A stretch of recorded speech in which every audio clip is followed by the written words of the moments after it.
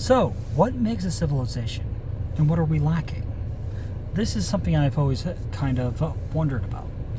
Now, this is another car chat from me, Gerald. We are still here on the workshop, and we're just kind of continuing this non-edited trend of videos where I just talk to the camera about various ideas, okay?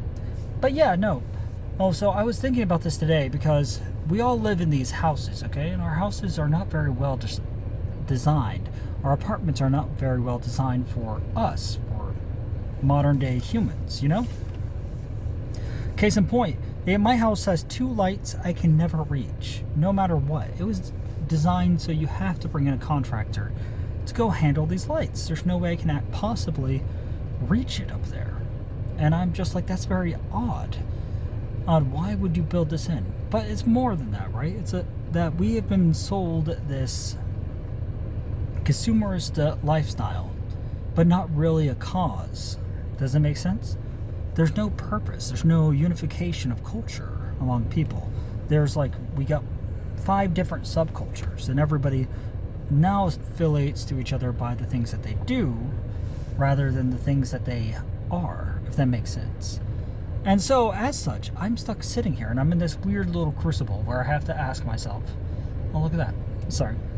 I have to ask myself a question of, are we actually in a civilization anymore at all? To link this back to something, I'll basically explain what part of Japan I really like, okay? I am weird in the fact I do not like the Tokyoite civilization. Most foreigners who go to Japan are like, Tokyo is great, Tokyo is fantastic, but I'm not a real big fan of it because it's kind of anti-human in multiple ways. Anyways, I'm more of a fan of the Showa civilization, that being the period of Japan that led up till the early 1990s, then compared to where we are now. So post-occupation, early 1990s, this is what I'm classifying as just the Showa civilization. And then we enter the new civilization, the post-economical bubble collapse. I know these words might be a little fast-tended and little not the way I intend them to sound, but let me turn this down. Sorry. It is 28 outside, so I'm trying to keep myself warm. But what I really am trying to constrain with is I like the idea of these izakayas, these small places where you have to sit there shoulder to shoulder with people that you don't know, and you sit down and you drink together. I kind of like the hazing culture, even though I know it's a negative, of where the new employee is pressured to buy drinks for everybody else because when they were a new employee, they were pressured to buy drinks for everybody else. It's kind of a group bonding organization that kind of forms and makes like a lifestyle. The fact that there are shops owned by people which then continuously refine their craft. Small bookstores and small public pavilions designed for people to simply mill about. Shrines having parks built into them and not fenced off. You can just walk up to these parks and play. These details right here are things that I kind of miss here in America. Like, we have parks, okay, but a park is defined as this is a park and it is in its own separate area. We have a church, and maybe the church has like a few swings and things attached, but if you're not a member of the church, then you can't use those facilities. We have a very private, closed-in idea, and even more so, though, like once you become an adult here, where are you to meet new people? Like college? Sure, but you'll be out of college eventually. And then at your workplace, but most of them don't even share the same interests or really have any reason to talk to each other than work. We as a civilization have kind of become fractured where we are so focused on individualism and let me rephrase this, open private space, that we no longer have these type of connections. We have no way of making these loose form-fitting connections with strangers. It's even down to the media that we watch. So in order to gravitate towards people now, we have various interests, okay? And sometimes these interests intersect. Like, I was talking with one of my coworkers, and she is a very big fan of horror novels. And I'm a big fan of horror anime. So we're able to relate these two concepts and share the new information together on this level. But it's not the same, is it? It's fundamentally not the same, and I'm only able to make these connections because I am open and outgoing with what I say, which takes energy from me. It is not something that comes to me naturally, okay?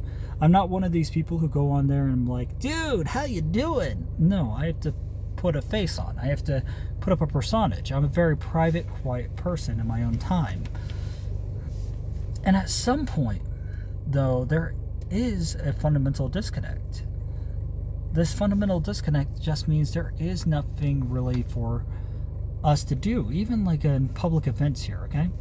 Like we have a little local, backwoods, how can I describe it? Milk shop, okay? And they run like a little ice cream shop and they sell beef products. And they have a little barn behind it. And this little farm will also hold like these, invite country music artists. We're talking about local, like southern banjo playing musicians, okay? To play music there for fun in exchange for like maybe a free meal on the house and some free publicity, you know what I mean? And we go over there and there's a lot of people who gather for this event, but nobody is talking to each other. Everybody is there as strangers, and at some point that is what our homeland has become. It's a civilizational fracture. We no longer relate to the other people because there is no reason to. There is no cause to. And it's kind of sad in some ways, because at least in Japan, I would see like some casual interactions. But the reason I say I'm not a fan of Tokyo civilization is I see the very same thing in Tokyo. Oh, I've seen a man get ran over by a car, get hit by a car, okay? And people just walk past his body, not even blinking. No doubts, no questions.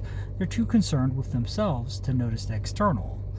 Well, it was an issue when we went to Tokyo this last time. It was a lot colder this last time, and people did not want to give my wife and daughter a seat. A salaryman got in and he just threw himself into a thing, and he didn't want to give my seat. And my wife and daughter are Asian, okay? And he even gave like an apologetic look, which to be honest is worse than the fact that he gave a type of pitying look when he could have easily just given the seat. And then when we got off the train, taking the seat like was how Japan was in the past.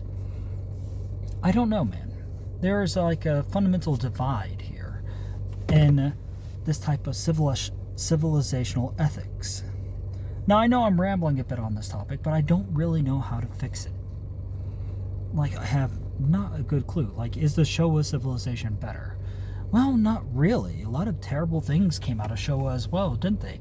A lot of abuse, a lot of issues. It was like, even if we look at in the past here in America, like we hear our grandparents say, hey, things used to be better when I was a kid, but people were getting lynched and people would go to watch the lynchings. Is that better? I don't think so.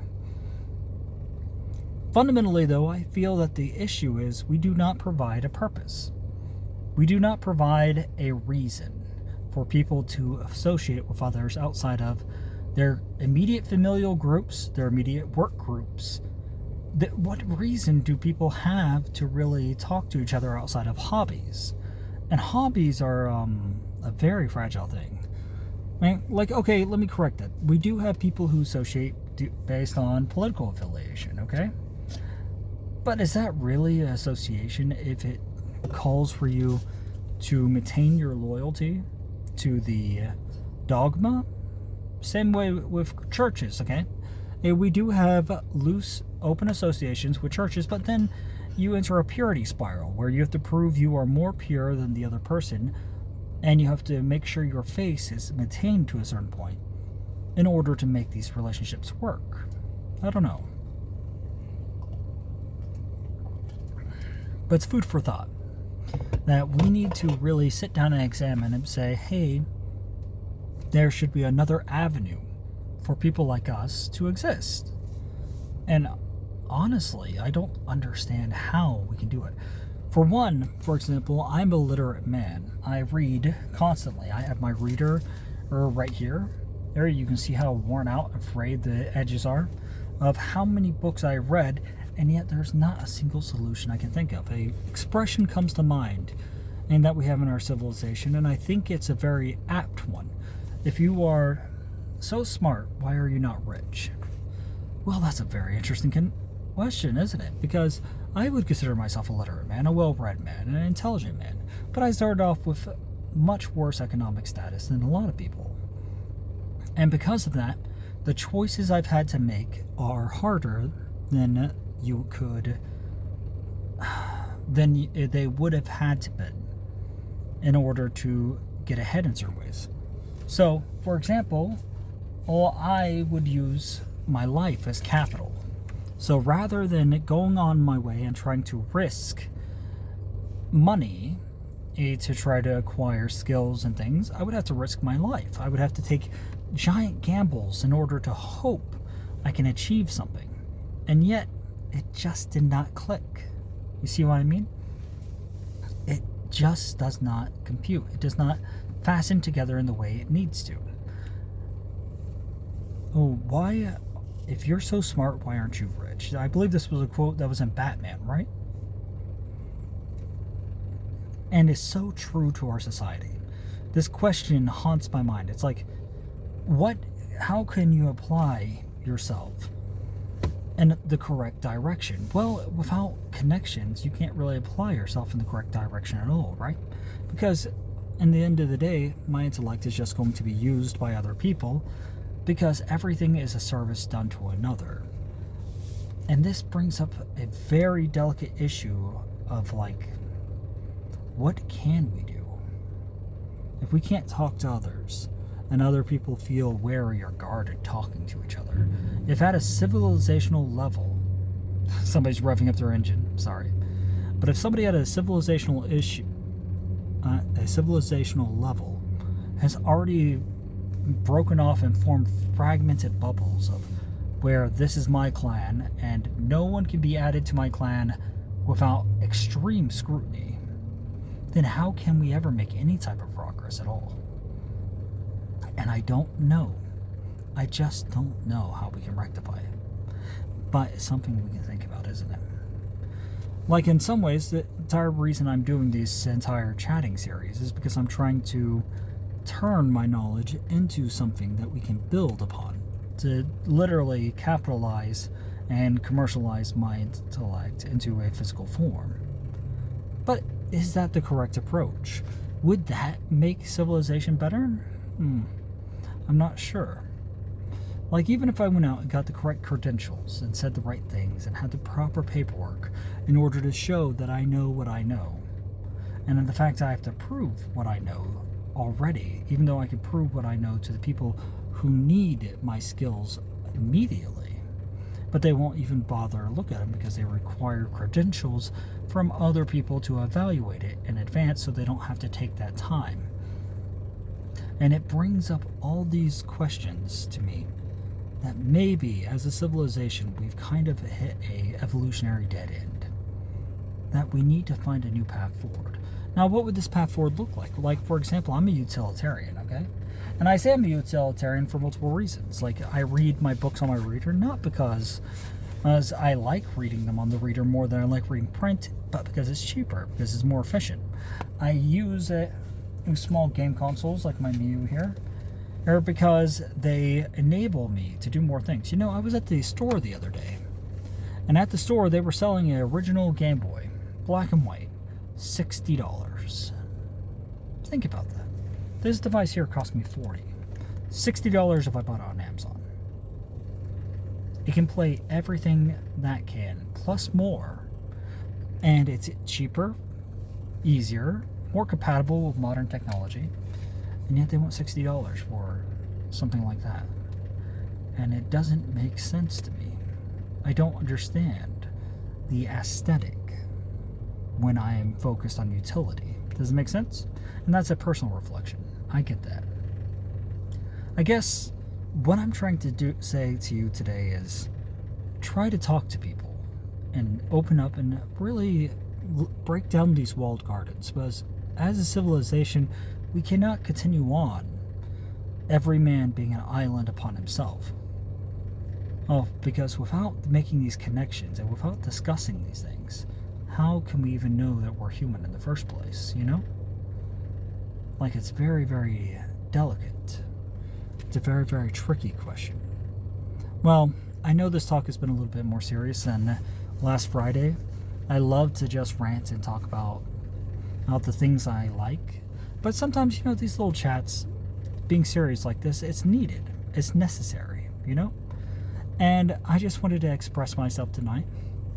On my thoughts on like civilization and islands of personality. Just to kind of get it out there, So, thank you guys very much for joining me. Hey, like always, I'm Gerald from the Workshopium. This has been a Car Chat, and we are out. Peace.